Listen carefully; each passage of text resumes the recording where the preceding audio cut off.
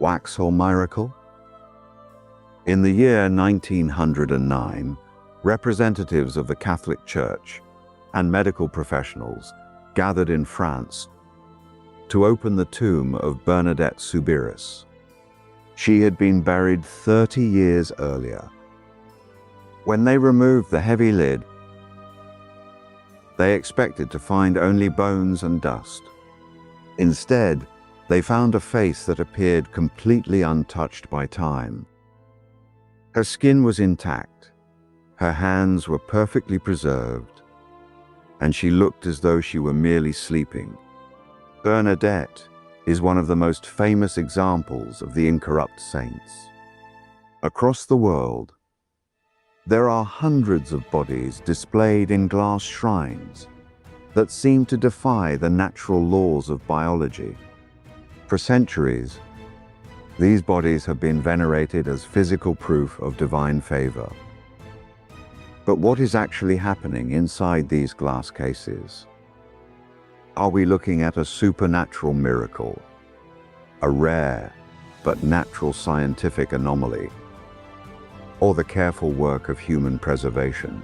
By the end of this investigation, we will separate the documented evidence from popular legend.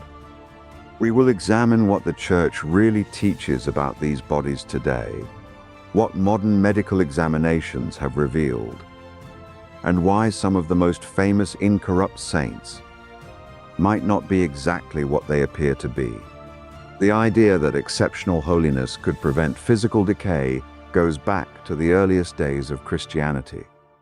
In the early centuries, the discovery of an uncorrupted body was often seen as a direct sign from God. It was believed that because these individuals had lived lives of extraordinary purity, their physical remains were spared the curse of corruption that naturally follows death. In the 18th century, Pope Benedict XIV established strict rules for recognizing a body as miraculously incorrupt. According to his guidelines, a body could only be considered miraculous if it had not been embalmed, if it was found in an environment where other bodies had naturally decayed, and if the preservation was lifelike and flexible. A dried, rigid mummy did not qualify. The preservation had to be unexplainable by the medical understanding of the time. When Bernadette was examined in 1909, the doctors noted that there was no smell of decay. Her skin was slightly darkened, but her body was remarkably intact. She was exhumed a second time in 1919 and a third time in 1925. During the final examination, something important was revealed that often gets lost in the popular retellings of her story. While her internal organs were shockingly preserved, her face and hands had begun to show signs of discoloration after being exposed to the air during the previous exhumations. To prepare her body for public display, the Church commissioned a specialized firm in Paris to craft a delicate wax mask and wax hands. These wax coverings were carefully placed over her actual face and hands. When millions of pilgrims visit her shrine today and marvel at her perfect complexion, they are actually looking at the wax mask, not her natural skin. This detail often surprises people, but the Church has never kept the wax mask a secret. It is a matter of public record. Yet, the existence of the wax covering raises a crucial question.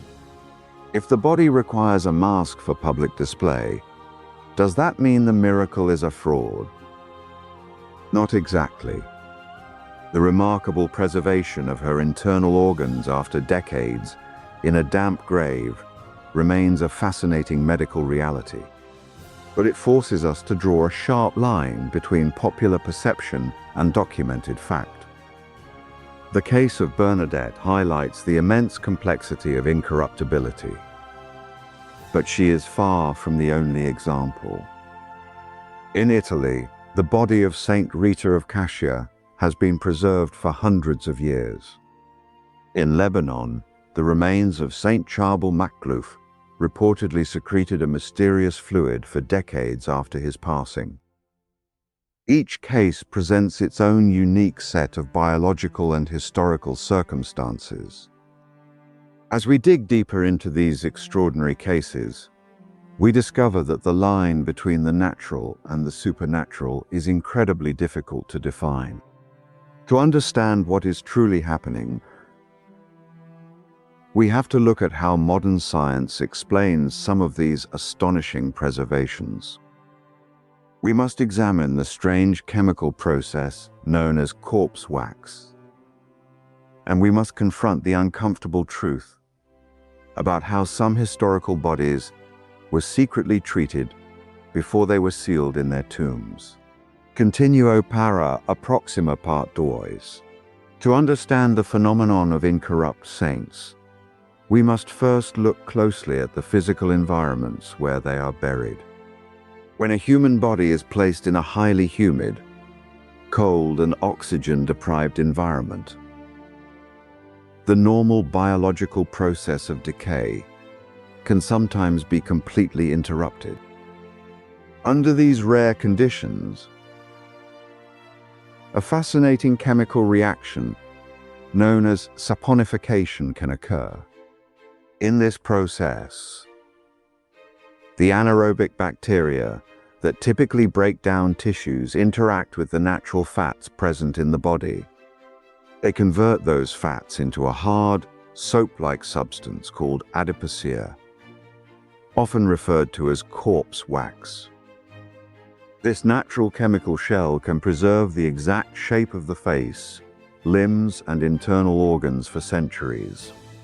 When a body encased in adipocere is exhumed, it can look astonishingly lifelike. For historical observers who had no knowledge of modern forensic pathology, discovering a body in this state would undoubtedly look like a supernatural suspension of the laws of nature. But natural chemical processes only explain a fraction of the incorruptible saints. A far more controversial explanation lies in the forgotten practices of human intervention. During the Middle Ages and the Renaissance,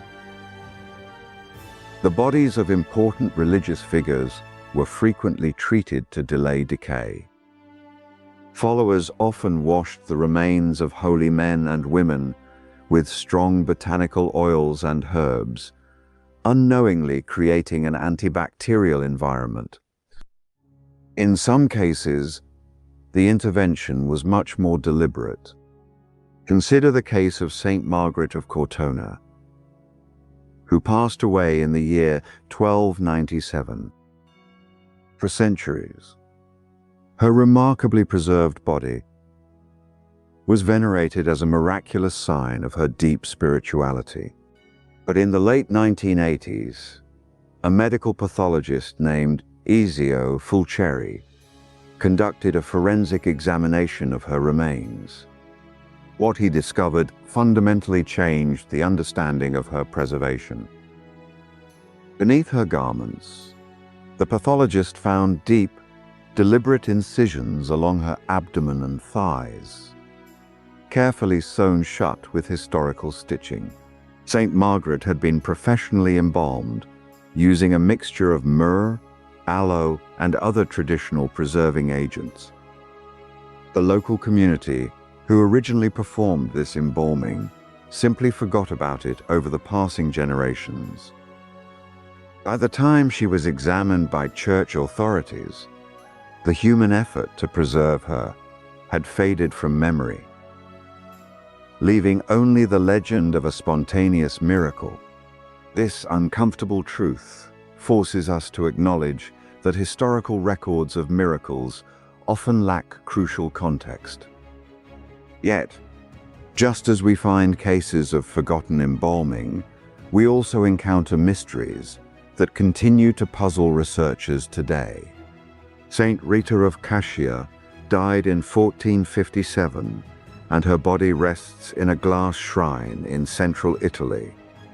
Unlike Saint Margaret, medical examinations have confirmed that Rita was never embalmed. Her body underwent natural mummification, a scientifically documented phenomenon occurring in extremely dry environments.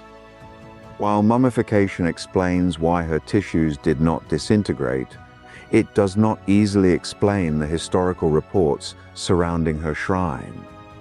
Multiple documented accounts over the centuries claim that a sweet, unexplainable fragrance would suddenly fill the basilica. Modern science can explain her mummified tissues, but it struggles to address the anomalous phenomena tied to her presence. The mystery deepens even further with the extraordinary case of Saint Charbel Makhlouf in Lebanon.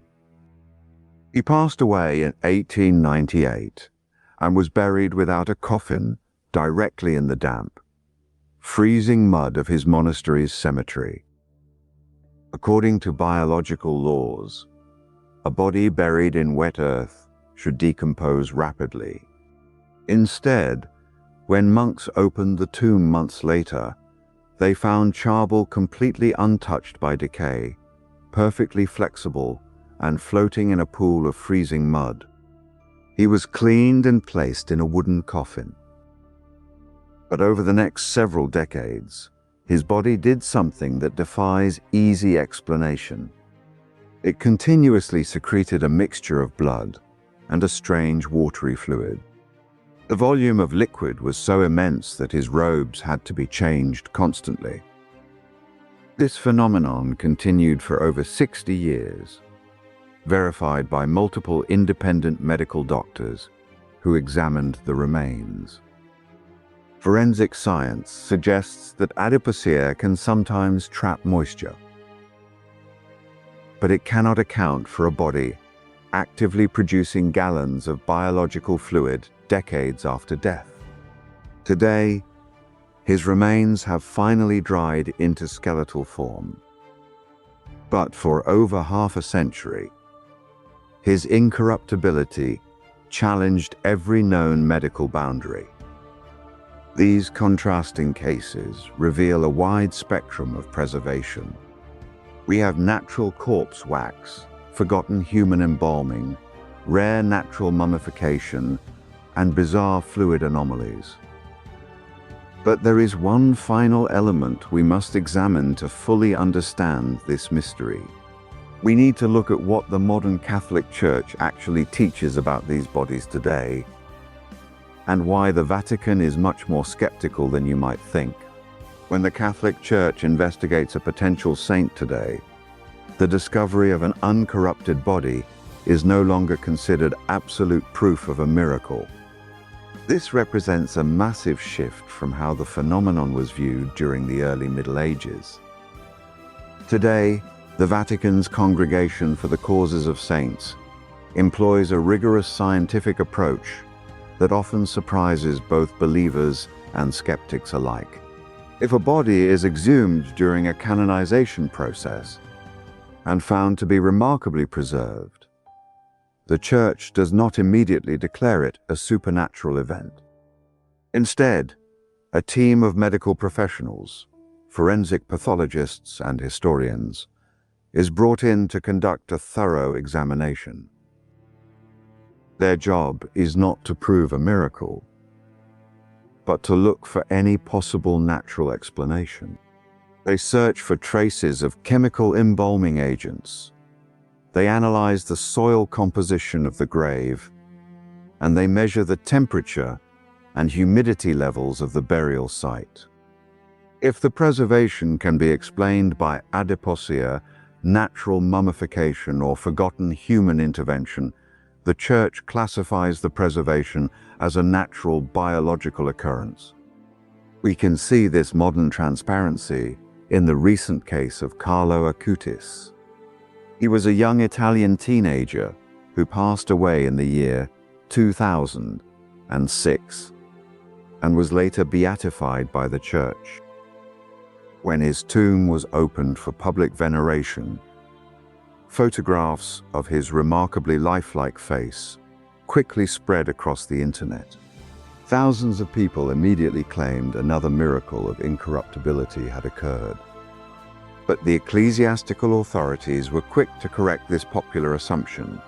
The bishop responsible for the shrine publicly clarified that the young man's body was found in a normal state of transformation typical of the conditions in the grave.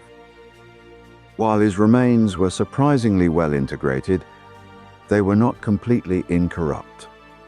The lifelike face seen by pilgrims is actually a highly detailed silicone mask, crafted by experts to honor his memory and present his remains with dignity. This level of official transparency demonstrates that the modern church is actively trying to prevent the spread of pious myths that contradict forensic reality. This modern caution stems from a deeper theological understanding that was formally solidified centuries ago, but is applied much more strictly today. The Church teaches that true holiness is demonstrated by how a person lived their life, the heroic virtues they practiced, and the spiritual legacy they left behind. Physical preservation is considered a secondary, almost minor, phenomenon in the grand scheme of a canonization process. Even when modern science cannot provide a definitive explanation for a perfectly preserved body, the Vatican categorizes the event as a sign rather than an absolute dogma. The uncorrupted body is meant to point the faithful toward the biblical promise of the final resurrection, rather than serving as a magical spectacle intended to override human reason. This brings us back to the central question of our investigation. When we look at the hundreds of incorrupt saints resting in magnificent basilicas around the world, are we looking at genuine supernatural miracles, rare environmental preservation, or the careful work of human hands? The most responsible answer, based on the available evidence, is that we are looking at a highly complex mixture of all three.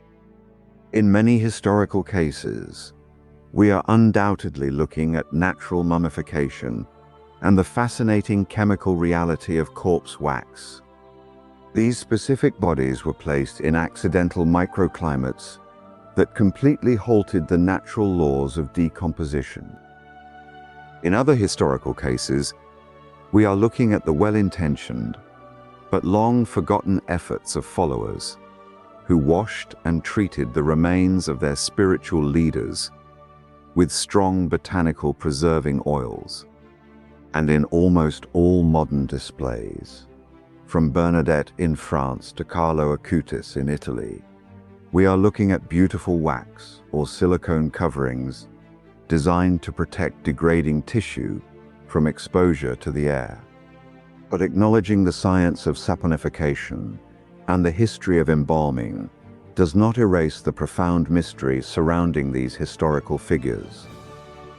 Science can perfectly explain why a body turns into a hard soap-like shell in a wet grave, but it still struggles to explain why a body buried in freezing mud would actively secrete biological fluids for over 60 years, as documented in the case of St. Charbel.